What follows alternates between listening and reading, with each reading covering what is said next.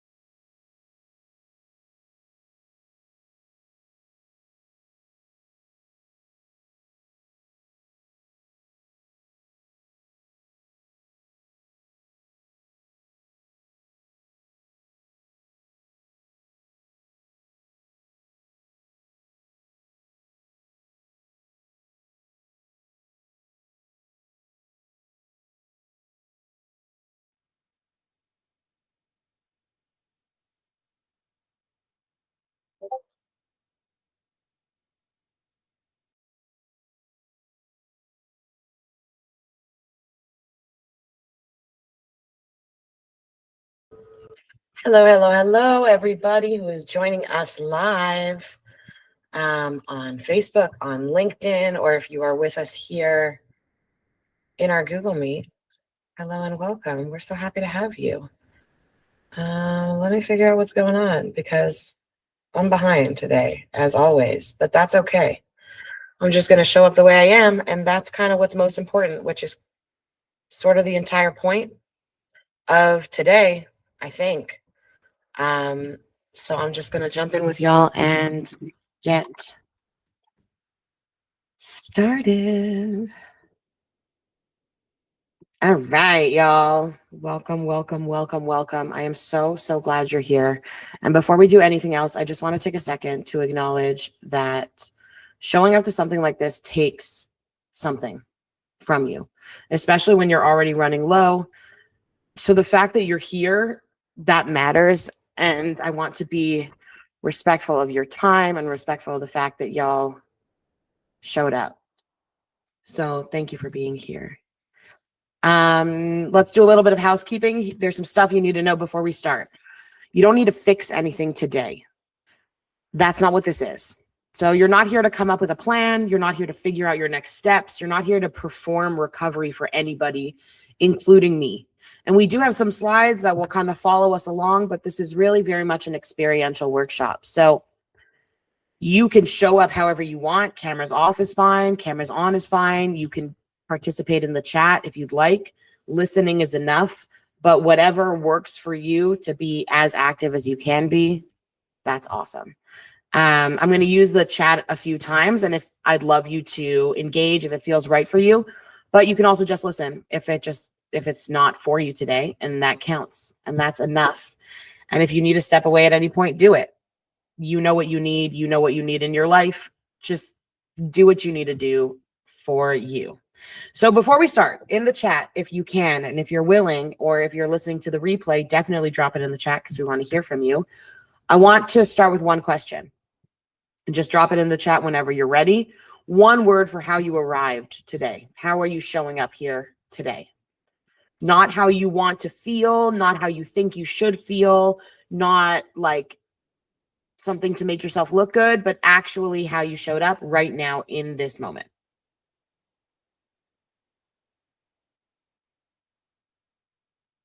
I see messy. I also am showing up particularly messy today, completely of my own fault. Maybe you're depleted. Maybe you're tired. Maybe you're hopeful. Maybe you're numb, confused. Yeah. All of that is allowed here. Every single one of those words belongs in this room and belongs. You are where you are at. There is absolutely no arguing with that. So before we go anywhere, and I'm speaking to myself just as much as any of y'all, we're going to just take one slow breath together.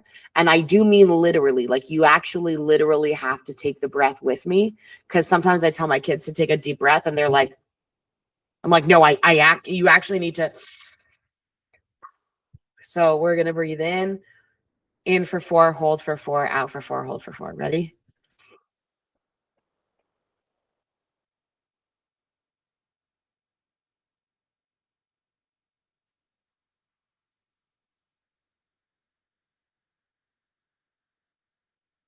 One more.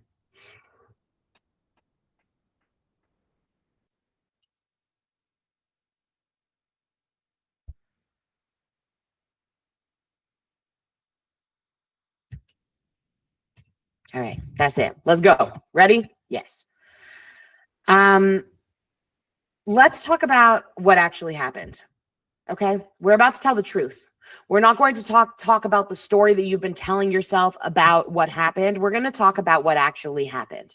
Because if you got to a point where you are burnt out, there is a reason. All right.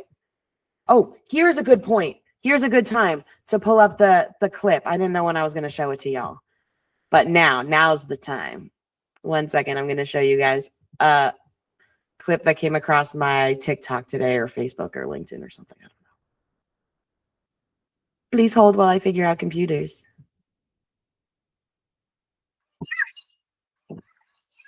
Uh-oh, 1 second.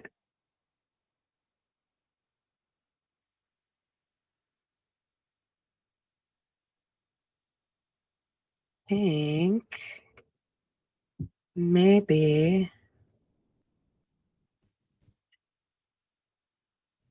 I don't know. Somebody in the chat is going to help me figure this out, and they're going to drop the link for me, and then we'll play it. But essentially, the research says, and I'm taking this from Maslow and Leiter, okay, in the areas of work-life research, but the research says that burnout happens when demand consistently exceeds protection, okay? Not occasionally, not like during a hard week or during a hard month, but chronically, all the time. So when demand is always outpacing the protection that your system has, the collapse is inevitable.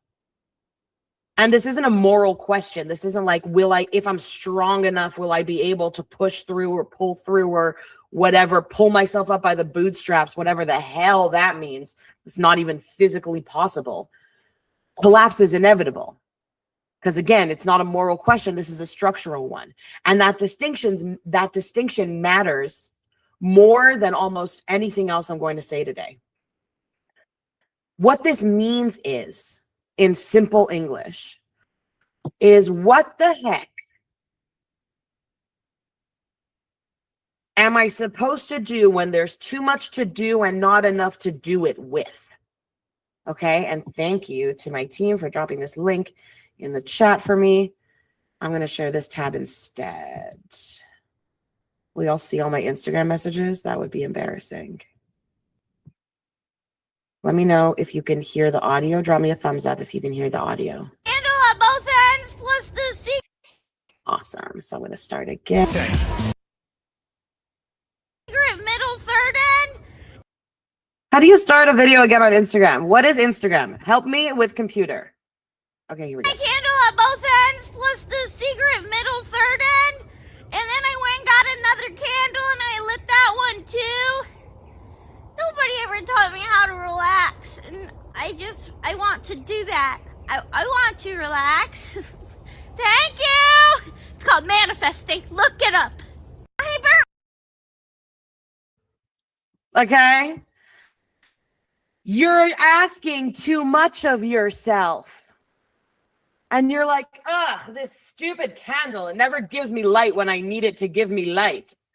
But you demanded too much of yourself all the time. And then when your body was like, hey, maybe we should slow down a little because I'm getting kind of sick and kind of tired and you're falling asleep at your desk and you need 10 cups of coffee to survive during the day. Maybe we should change something. And you're like, no, work harder. That's a lot. That's a lot. That's a lot. What I have seen, this is based on my perception of how patterns organize themselves, okay? In founder life, in your life, if you're a founder, which you probably are if you're here. Hey, what's up? Demand increasing looks like specific things, okay? So it looks like something that's growing or succeeding, but then your responsibility increases right alongside it.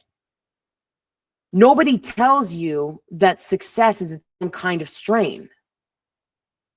It looks like being in a really prolonged survival mode, just getting like through and through and through and through until your system finally stops getting through. It's going to shut down. It looks like becoming more visible, right? We all want to be more visible. We all want to get our content out there. You're becoming more visible. More people are watching. There's more performance required. It takes more from you to maintain that standard of performance. And it looks like becoming the person that everybody depends on. You probably were that person if you got to a place where you're building your own company by yourself anyways, but now you're the person that everybody depends on who maybe has a little bit of success and they think that you have everything figured out. So they're really going to super duper depend on you. When you're the one who holds it all together and when you're the backup plan and the decision maker and the emotional anchor, that is load. That is serious, cumulative, invisible load. And these are demand patterns. They're not like types of burnout. They're just things that happen that we think are good things. So then when we feel burnt out after we've achieved something, or we've like gotten to a point in our life where we're finally, I don't know, whatever the story is we tell ourselves so many stupid stories. These pressures accumulate whether you're paying attention to them or not, whether they're positive pressures or negative pressures. And to be very clear, it is my personal opinion that it is an absolute privilege to have mental health challenges. It means that our physical challenges are well taken care of. I have enough food, I have shelter, I have all of my physical needs taken care of, and I've ascended Maslow's pyramid, and now I can have existential crises about things that are a little bit more existential and not as physical and like that I have to use to support me in life. But it still sucks. And you're still doing more than you can hold.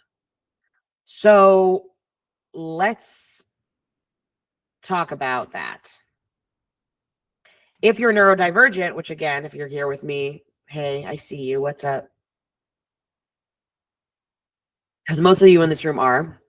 There's a layer on top of all of that. You were already working harder than anyone could see.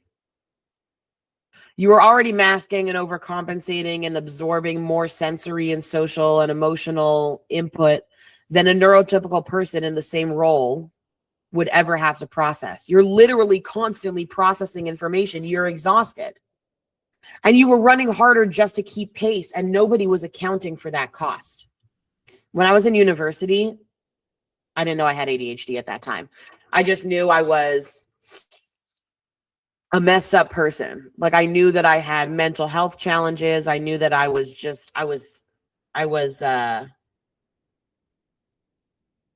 needing of assistance. Let's put it that way. I was requiring support. That's what I knew about myself. I knew that I couldn't do the same things that other people could without external support. And I knew that like I just was not as able and capable as the people around me.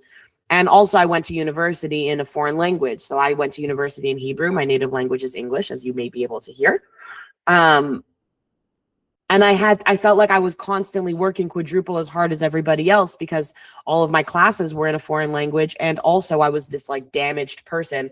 Again, I didn't know at the time that it was ADHD, and that's where all of my shame-free approach essentially comes from. Because when burnout hits and you're not accounting for the fact that there is more going on with you than for the people that you're comparing yourself to, that burnout hits differently. And the shame compounds because from the outside, people can't see what you're carrying.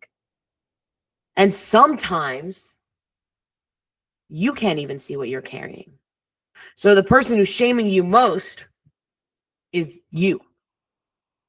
And that's, I mean, listen, that's a rough one. So let's check in right now. Take a look at the question. The question is, which of these feels closest to your experience right now? Okay, we have 1, 2, 3, and 4. You collapsed after something grew or succeeded. I've been in prolonged strain and I'm still in it. It's both. I can't separate them, or I'm not sure yet. All of those are super valid answers. You can drop 1, 2, 3, or 4, or 5 if it's like none of the above.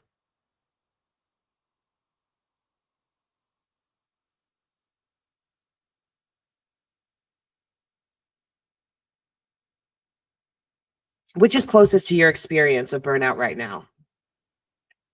You collapsed after something grew or succeeded. You've been in prolonged strain and are still in it. It's both. You simply can't separate, or I'm not sure yet.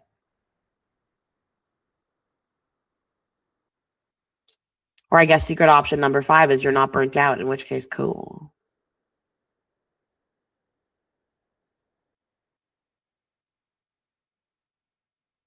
A lot of times it's both, honestly, that you can't separate the collapse from the strain.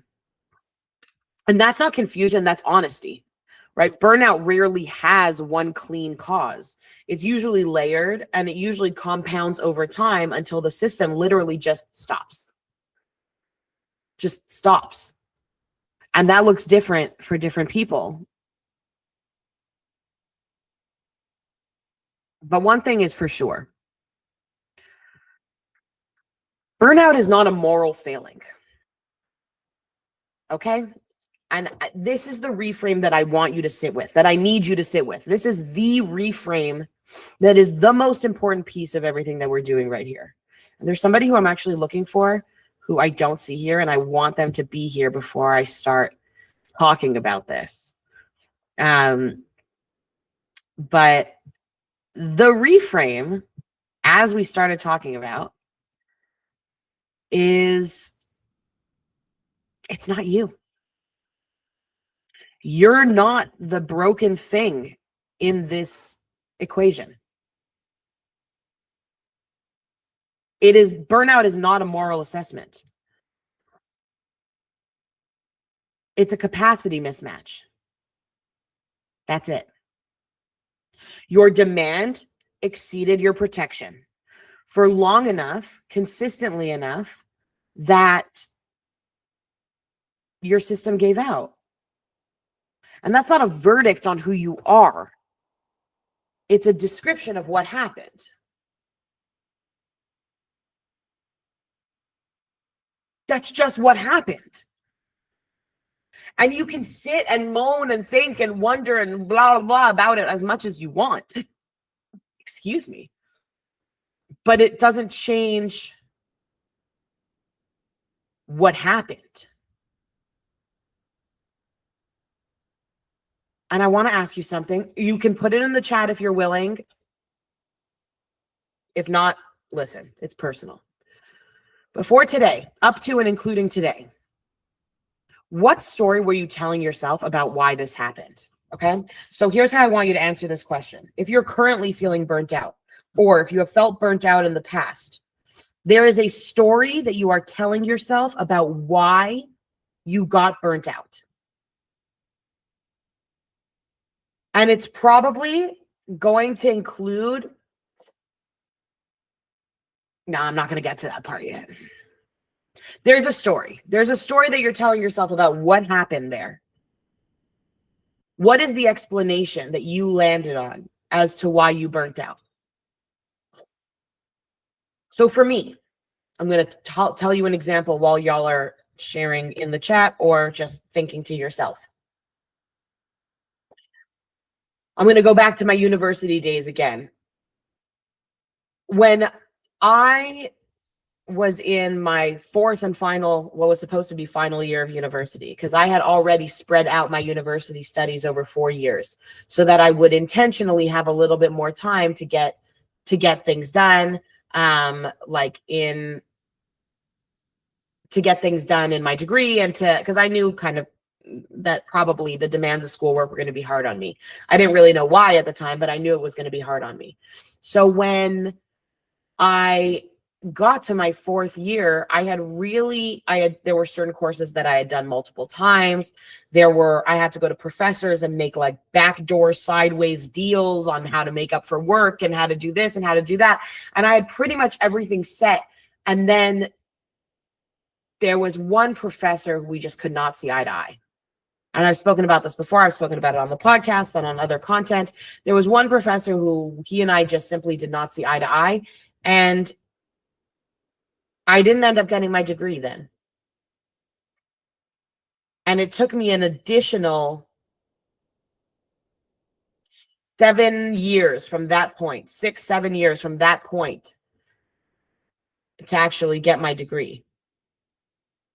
And the story that I was telling myself surrounding why I couldn't just freaking do the thing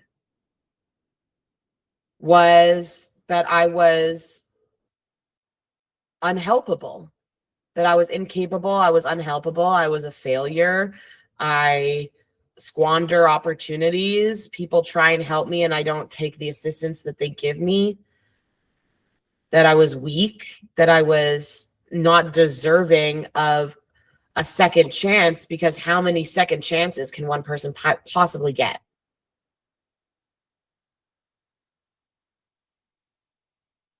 Think about your personal narrative, and I want you to notice something.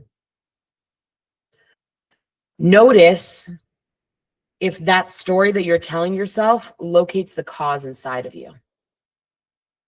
I wasn't disciplined enough. I should have known better. I'm not built for this. I let too many people down. I'm a burden. I'm not worth it. I can't do it. If only I had just noticed that. That is what we are here to examine. Not to dismiss it. Your experience is real, but to look at that story and see whether it's accurate or not.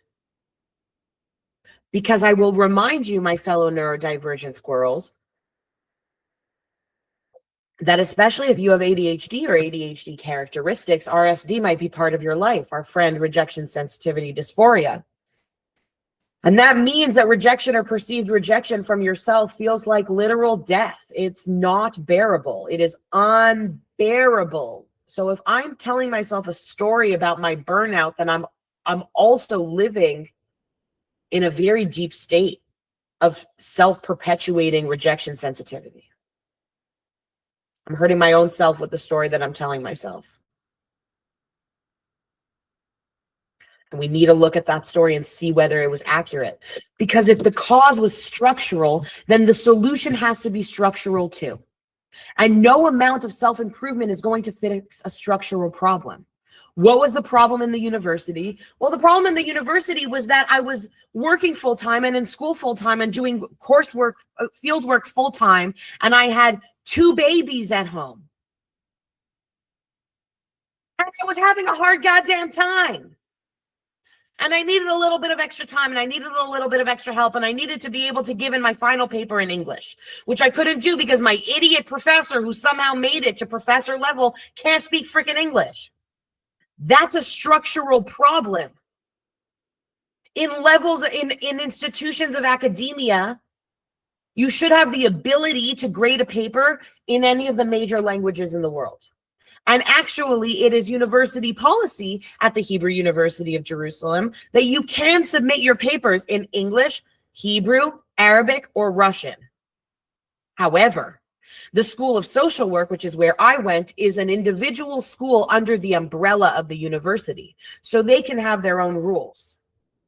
And because they were allowed to have their own rules, although the university, the academic institution, recognized that this was a structural problem that could potentially prevent a very worthy student from graduating, the School of Social Work decided not to allow me to do that.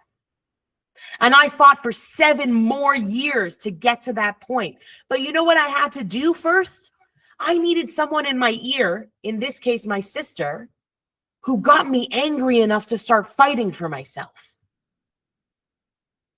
To get away from the story that I told myself about how I was a pile of trash, and to start telling myself an accurate story about how there's a structural mismatch. There's a systems mismatch that can be easily solved with a systems fix. I don't even have to fix the whole system. I just have to find a workaround that's going to be suitable to them. And ultimately, eventually we did. Once we got to plan B, C, D, E, F, Q, Z, we found a workaround that was suitable to the university. But I needed my sister to instill in me that I was not the problem. There are 2 myths that I see that keep people stuck longer than almost anything else. And we are about to dismantle both of them today because, as you can see, I'm very passionate about this.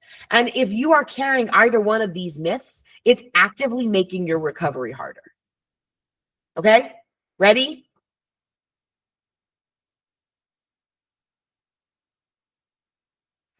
Let's go. 1 second. Let me take a sippy sip. I worked myself up there. I just elevated my blood pressure. Give me a minute.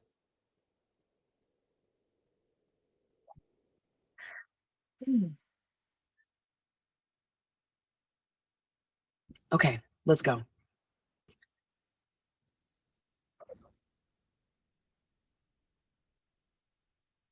I'm annoyed again. That sip didn't help me enough to not be annoyed. Look at the veins in my neck. Look at me right now. Bouncing back is resilience, okay? Myth number one. This one is everywhere. It's in every LinkedIn post about grit. It's in every fucking stupid TikTok that's motivational. It's in every comeback story. You get knocked down, you get back up faster, right? Get knocked down twice, get back up 3 times. Is that right? Get knocked down, get back up twice. I don't know.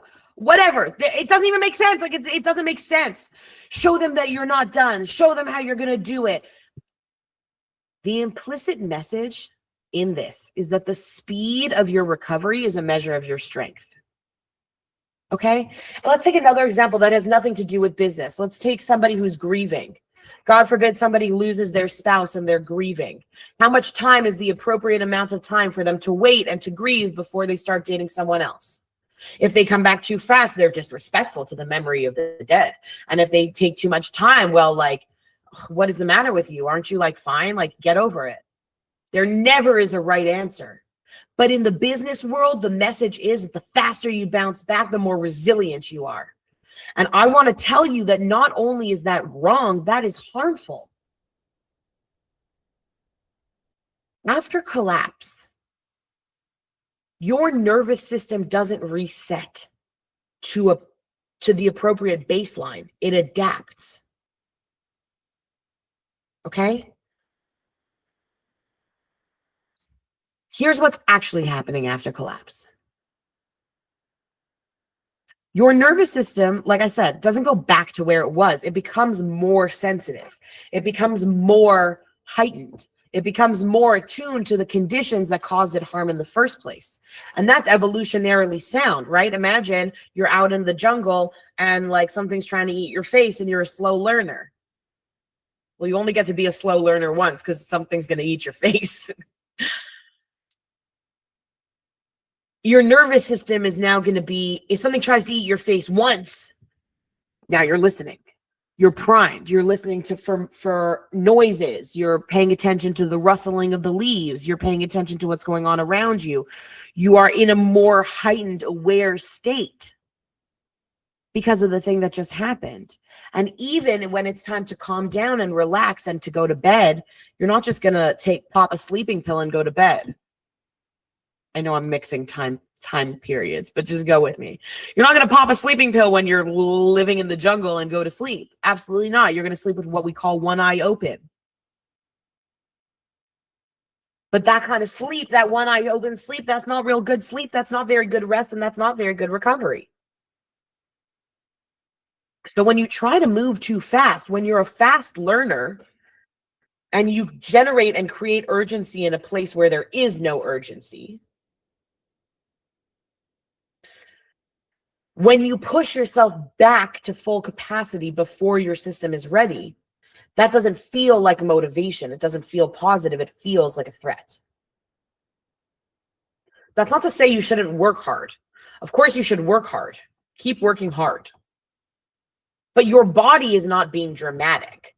It is doing exactly what it's supposed to do. It's protecting you from re-injury. I want to tell you a story about my niece.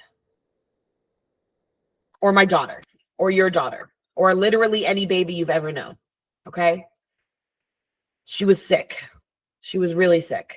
She had a high fever. She was wiped out, the whole 9 yards. And after, I don't know, 2, 3, 4, 5 days, an eternity, her fever broke.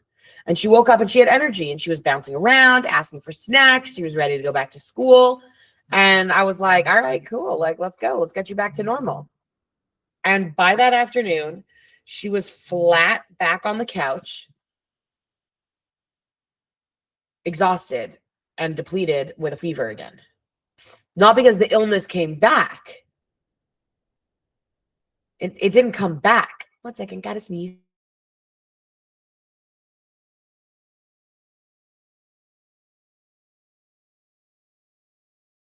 Excuse me. Not because the illness came back, but the rest hadn't actually been long enough for actual recovery. The absence of a fever is not the same thing as being well. Every parent knows that. 24 hours fever free before we go back to school. Why? Because we always try and rush things. The absence of symptoms is not the same thing as being healthy or being ready to get back to what you took a break from. That's what we do. We feel the fever break.